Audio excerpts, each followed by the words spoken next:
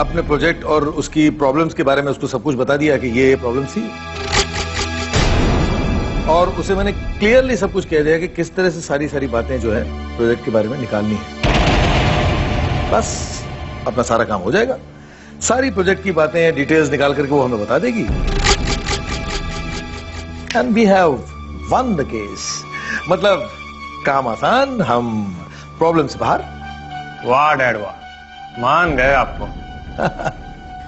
Sir वैसे आपने लगान पिक्चर देखी? हाँ, क्यों? कितनी बार? कुछ। अरे कितनी बार से तुम्हारा क्या मतलब है? जो कहना है वो कहो ना, तुम कहो ना। मैं तो सिर्फ कंफर्म कर रहा था सर। हो गया कंफर्म? हाँ। अब बोलो। सर उस फिल्म में पूरे गांव का लगान माफ करने के लिए आमिर खान और अंग्रेजों के बीच जब क्रिकेट मैच का मुकाबला तय होता है, तब अंग्रेज एक चाल चलते हैं। आमिर खान की टीम के एक मेंबर को थोड़ा सा लालच देकर वो अपनी ओर कर लेते हैं, और उस टीम मेंबर की वजह से आमिर साहब की पूरी जो टीम है वो लड़खड़ा जाती है। हाँ, लेकिन उसी रात उस गद्दार का पता चल जाता है, और टीम के सारे मेंबर्स उसकी जान लेने के लिए उतारू हो जाते हैं। लेकिन हमारे आमिर साहब उस गद्दार मेंबर को ऐसे प्यार से हैंडल करते हैं कि वो गद्दार मैच में अंग्रेजों के छक्के छुड़ा देता है।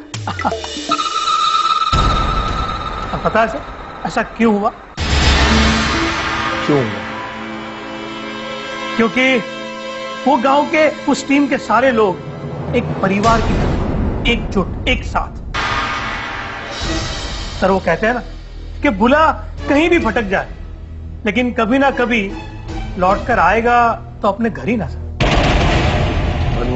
बनवारी तुम कहना क्या चाहते हो ये कहो ना प्लीज यार।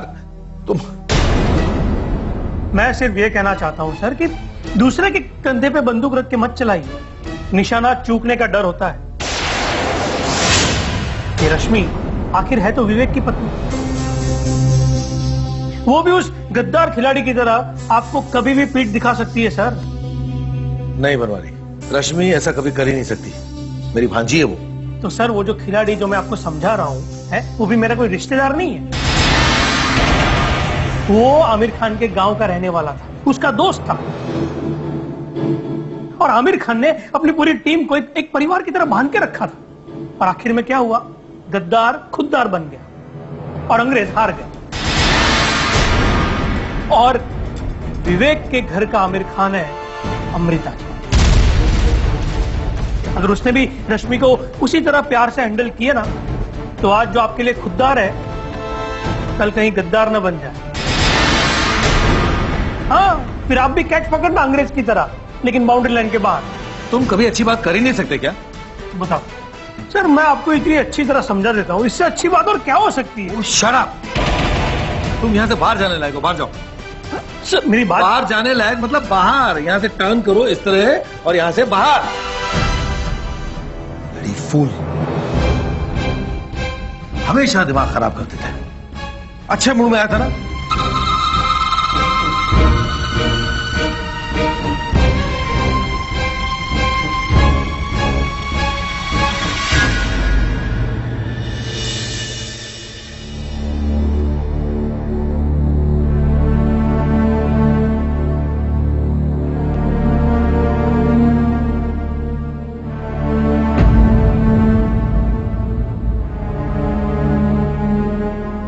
क्या सोच रही हो अमृता?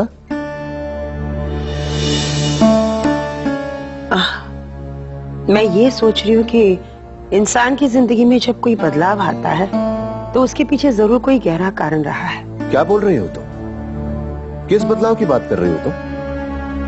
रश्मि की। रश्मि की? जी हाँ, वो घर छोड़कर चली गई। हम उसे जबरदस्ती घर ले आए। उसे सुधारने के लिए घर के कामकाज में मैंने उसे उलझाए रखा, और जैसा जैसा मैं कहती रही वो करती रही। अमृता, ये तो बहुत ही अच्छी बात है। तुम्हें तो खुश होना चाहिए कि वो सुधरने की कोशिश कर रही। इसमें हैरत वाली कौन सी बात है? हैरत वाली बात यह है, जो लड़की पहले घर के कामकाज करते हुए बहुत दुखी रहती थी, आज गुनगुनाते हुए खुशी खुशी सारे काम करने लगी। कैसे? ओफो अमृता, ये तो बड़ी सीधी सी बात है कि भाई उसे लगा कि उसके पास और कोई दूसरा चारा नहीं है, तो उसने सोचा कि जिंदगी हंसी खुशी गुजार लो। बात वो नहीं है जो आप समझ रहे हैं। जो लड़की पहले मुंह फुलाकर घर के कामकाज करती रही, आज वापस आने के बाद पहले की तरह वो मेरे पैर छूने लगी, गुनगुनाते हुए खुशी खुशी घर के सारे काम करने लगी, पति की सेवा अपना धर्म समझ के करने लगी है। अब अचानक इतने परिवर्तन एक साथ नहीं होते, जरूर कोई चाल है। तुम भी कमाल करती हो अमृता। अब जबकि उसमें परिवर्तन आ रहा है तो उसमें चाल ढूंढने की क्या जरूरत है? इस तरह से तो जिंदगी में कभी कोई प्रॉब्लम सॉल्व ही नहीं होगी। आप इन सारी बातों को कभी नहीं समझेंगे, क्योंकि आप एक मर्द हो। भगवान ने औरतों में जो फितरत कूट कूट कर भरी है, वो मर्दों में नहीं है। और एक औरत की फितरत को सिर्फ एक औरत ही पहचान सकती है। मेरा आशियाना, मेरा आशियाना, मेरा आशियाना। मोहन जी, आपको क्या लगता है देवराज ने बल्ली को क्यों बुलाया होगा? पुराना साहब, कि देवराज जो है ना, वो उस ऊंट की तरह है जो अपने आप को पहाड़ से भी ऊंचा समझता है, लेकिन उससे अपनी असली ऊंचाई का अंदाजा तो तब होगा जब वो पहाड़ के नीचे आ जाएगा। पुराना साहब, ये देवराज अपनी औकात को अच्छी तरह से जानता है और इसीलिए वो सोचता कुछ है, कहता कुछ है और करता कुछ और ही। बात तो आपकी बिल्कुल सही है मोहन जी, फिर भी हमें उसकी सोच की रफ्तार को पकड़ना होगा। अब खुराना साहब, इसके लिए तो हमें देवराज की अगली चाल का इंतजार करना होगा। आ गया उसकी अगली चाल। मैं कुछ समझा नहीं। आओ बल्ली, आओ आओ, बैठो। कैसे हो भाई? कैसे हो बल्ली? रब दी मेहरबानी, जिसने इस दुनिया के साथ साथ आप और देवराज जैसे लोगों को बनाया। क्या बात है बल्ली, देवराज से हमारी तुलना हो रही है या हमें उस जैसा चतुर समझा जा रहा है? ये तो अपनी अपनी सोच है, अपना अपना नजरिया है। आधे गिलास पानी को अब कोई कहता है कि आधा भरा हुआ है और कोई कहता है कि आधा खाली है। बातें तो दोनों सही है ना? हाँ बल्ली, ठीक कह रहे हो। जिंदगी में सोच बहुत मायने रखती है। ये सोच ही है जो इंसान को आबाद करती है और बर्बाद भी।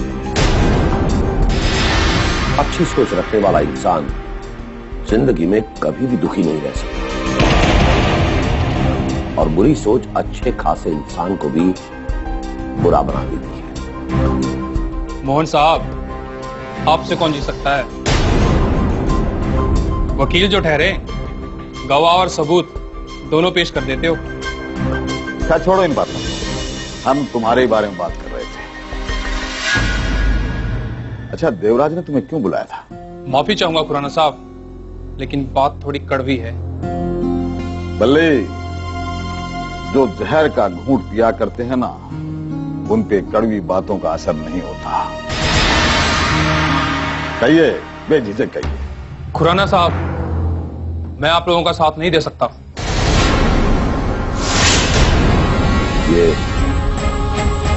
ये तुम क्या कह रहे हो बल्ली? जी हाँ मोहन साहब, मैं आप लोगों को अंधेरे में नहीं रखना चाहता,